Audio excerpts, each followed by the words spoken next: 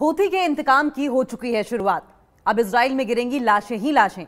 Houthi का deadly operation आया सामने। बैलिस्टिक मिसाइलों से की हमलों की शुरुआत। हाइफा पोर्ट की उड़ाई धज्जियां। प्रधानमंत्री की मौत का लिया बदला। मौत का खेल लंबा चलने का बड़ा दावा। इजराइल की सिट्टी पिट्टी गुम। हूथी की अगली चाल और अब इजराइल बेहाल। अब मौत का बदला मौत, खून का बदला खून। अब छिपते फिर रहे इजरायली नागरिक। बंकरों की भी पड़ी कमी और इस बार हमला करके गलत जगह फंस गया इजराइल। हूथी के पास है घर में घुसकर मारने वाला हथियार। हूथी विद्रोहियों ने की हवाई नाकेबंदी। मिसाइल इजराइल की रक्षा को चीर गई। पैलेस्टाइन 2 बैलिस्टिक मिसाइल से इजराइल दहल गया है। हूथियों ने हाइफा पोर्ट को अब निशाना बनाया है। रेड सी में हूथी विद्रोहियों ने इजराइल से जुड़े जहाज पर जबरदस्त अटैक किया है और उसके बाद अब जमकर हड़कंप मचा हुआ है। इजराइल ने पिछले दिनों यमन की राजधानी सना पर भीषण बमबारी करके हूथी ग्रुप के प्रधानमंत्री समेत कैबिनेट के कई बड़े मंत्रियों की हत्या कर दी थी और इस हमले के बाद हूथी ग्रुप इजराइल पर लगातार एक के बाद एक बड़े बड़े अटैक कर रहा है, बड़े बड़े हमले कर रहा है। बीते बुधवार की अगर बात करें तो हूथी ग्रुप ने इजराइल पर बैलिस्टिक मिसाइल और ड्रोन से अटैक किया। हूथी ग्रुप ने दावा किया कि उनका हमला कामयाब रहा और टारगेट को उन्होंने अचीव कर लिया, यानी कि जो उन्होंने टारगेट किया था, जिस चीज को उन्हें नेस्तनाबूद करना था, हूथियों ने न सिर्फ उसे टारगेट किया बल्कि अपना टारगेट अचीव भी कर लिया, अपने टारगेट को अचीव करने में कामयाब भी रहे। दरअसल बीते बुधवार की अगर बात करें तो यमन के हूथी ग्रुप ने इजरायली कब्जे वाले अल-कुद्स शहर और हाइफा बंदरगाह स्थित संवेदनशील ठिकानों को निशाना बनाया। इन हमलों में हूथी ग्रुप ने एक फिलिस्तीन 2 हाइपरसोनिक बैलिस्टिक मिसाइल और एक विस्फोटकों से लदे ड्रोन का इस्तेमाल किया। हूथी ग्रुप ने बताया कि दोनों हमलों में कामयाबी मिली और हूथी ग्रुप ने अपने जो भी टारगेट्स रहे थे, जो भी उनका मोटिव था, जो भी तबाही मचाने का था, वो उन्होंने हासिल कर लिया है। हूथी ग्रुप ने यह भी बताया कि हमले की वजह से इजरायली नागरिकों को अब बंकर में छिपने पर मजबूर होना पड़ रहा है। वहीं इजरायली सेना ने भी इस हमले की पुष्टि कर दी है, कंफर्म कर दिया है कि हाँ, हूथीज की ओर से इतना भीषण अटैक किया गया था। इजरायली सेना ने बुधवार को एक सोशल मीडिया पोस्ट में इस बात की जानकारी भी दी कि यमन की ओर से इजराइल की तरफ से मिसाइलें दागी गई। इजरायली सेना ने दावा किया कि उन मिसाइलों को हवा में ही नष्ट कर दिया गया, यानी कि हर तरीके से हूथी इजरायलियों पर भारी पड़ रहे हैं। यमन के हूथी ग्रुप ने कहा कि उन्होंने पैगंबर मोहम्मद के जन्मदिन की पूर्व संध्या पर एकजुटता के लिए ये हमले किए थे। मोहम्मद ने उत्पीड़ित करने वालों के खिलाफ खड़े होने और उनके प्रतिनिष्ठा को अस्वीकार करने की शिक्षाएं दी हैं और इस बात का जिक्र करते हुए हूथियों ने मोहम्मद की तारीफ की और खुद को मोहम्मद का रिप्रेजेंटेटिव बताकर इजरायलियों पर हमला करते हुए नजर आए और लोगों के बीच इस तरह का संदेश देते हुए नजर आए कि जैसे हम उनके अनुयायी हैं और हम उनके रास्ते पर चलते हैं। आखिर में हूथी ग्रुप ने फिलिस्तीनी जनता के प्रति अपनी प्रतिबद्धता को दोहराया, अपनी सॉलिडारिटी को दोहराते हुए कहा कि हूथी ग्रुप तब तक हमले जारी रखेगा जब तक कि इजरायली सेना गजा में नरसंहार को, मैसेकर को, कार्नेज को खत्म नहीं कर देती। देखिए, रेड सी की अगर बात करें तो लाल सागर में हूथी विद्रोहियों ने इजराइल से जुड़े जहाज पर अटैक किया था, जिसके बाद हड़कंप मच गया था। यमन के हूथी विद्रोहियों ने उत्तरी लाल सागर में एक जहाज पर अटैक करने का दावा किया है।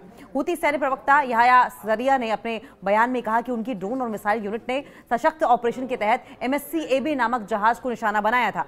हूथी संगठन का इल्जाम यह है कि यह जहाज इजराइल से जुड़ा हुआ था और वेस्ट बैंक के बंदरगाहों में एंट्री पर लगाए गए सैंक्शंस का, प्रतिबंध का उल्लंघन कर रहा था।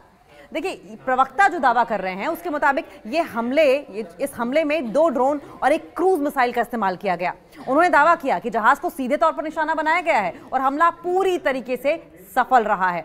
हालांकि अब तक अंतर्राष्ट्रीय समुद्री एजेंसियों या स्वतंत्र स्रोतों से इस हमले की पुष्टि नहीं हुई है।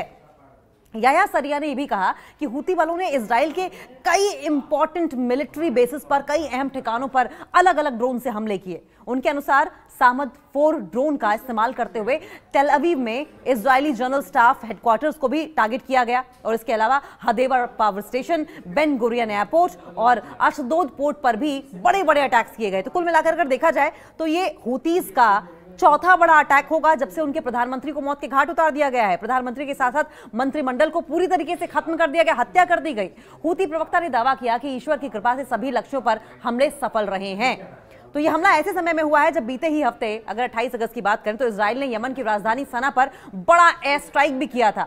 इस हमले में हूथी एडमिनिस्ट्रेशन के प्रधानमंत्री समेत कई सीनियर मंत्री मारे गए थे और यह पहली बार था जब इजराइल ने हूथी सरकार के शीर्ष नेताओं को निशाना बनाया और उसके बाद से हूती विद्रोही लगातार बदले की कार्रवाई कर रहे हैं, एक के बाद एक हमले, चाहे वो आसमान से हो, समुद्र से हो या फिर जमीन पर हो, वो लगातार बदले की कार्रवाई कर रहे हैं। 31 अगस्त को हूती लड़ाकों ने सऊदी अरब के यानबू पोर्ट के पास इजरायली स्वामित्व वाले, यानी कि इजरायली कब्जे वाले टैंकर स्कारलेट रे पर हमला किया था। और इस हमले को भी हूतियों ने गाजा में फिलिस्तीनियों के समर्थन के नाम पर अंजाम देने का दावा किया।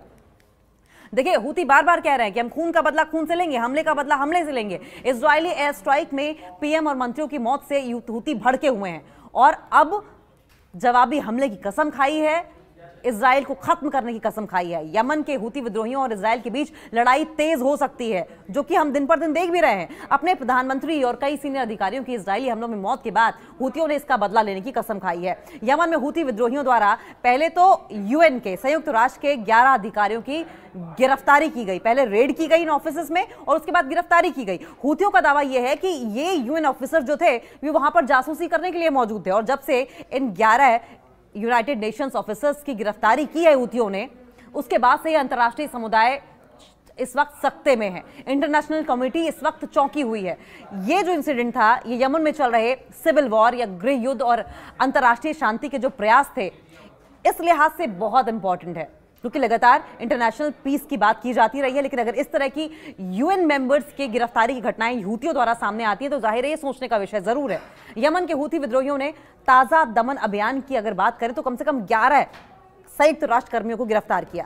यमन के हूती विद्रोहियों ने रविवार को संयुक्त राष्ट्र कार्यालय पर पहले छापेमारी की, कम से कम 11 संयुक्त राष्ट्र कर्मियों को गिरफ्तार किया और जब इसका विरोध किया गया तो उन्होंने ये साबित करने की कोशिश की कि ये 11 संयुक्त राष्ट्र के कर्मी हैं, ये दरअसल जासूसी कर रहे थे इजराइल के लिए, जो कि इस ईरान समर्थित समूह द्वारा मानवीय कार्यकर्ताओं पर किए गए ताजा दमन का हिस्सा माने जा रहे हैं। लेकिन यह हमला हूती विद्रोहियों का गुस्सा था, क्योंकि अटैक में उनके पीएम को दर्दनाक तरीके से मार जो दिया गया था।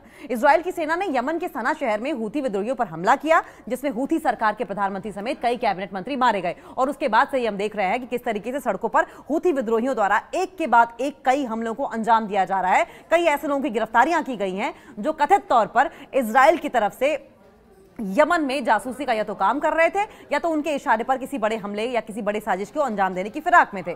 हमले में हूती सरकार के पूरे प्रशासन का सफाया हो गया था। वहीं नए कार्यवाहक प्रधानमंत्री को जरूर नियुक्त कर दिया गया है, लेकिन हूती क्योंकि कसम खा चुका है कि हम प्रधानमंत्री की मौत का बदला मौतों से ही लेंगे, खून का बदला खून गिराकर ही लेंगे, इसलिए हम देख रहे हैं कि एक के बाद एक ये चौथा बड़ा हमला था जो अंजाम दिया गया है। यमन के हूती विद्रोहियों ने इजराइल से बदला लेने की कसम खाई है। इजरायली हवाई हमलों में अपने प्रधानमंत्री अहमद अल रहावी और कई वरिष्ठ नेताओं की हत्या के बाद हूतियों की ओर से बयान जारी करते हुए कहा गया कि हूतियों ने पहले तो देखिए ये कहा कि वे अपने नेताओं की मौत को याद रखेगा, इन मौतों का हिसाब इजराइल से जरूर चुकता किया जाएगा।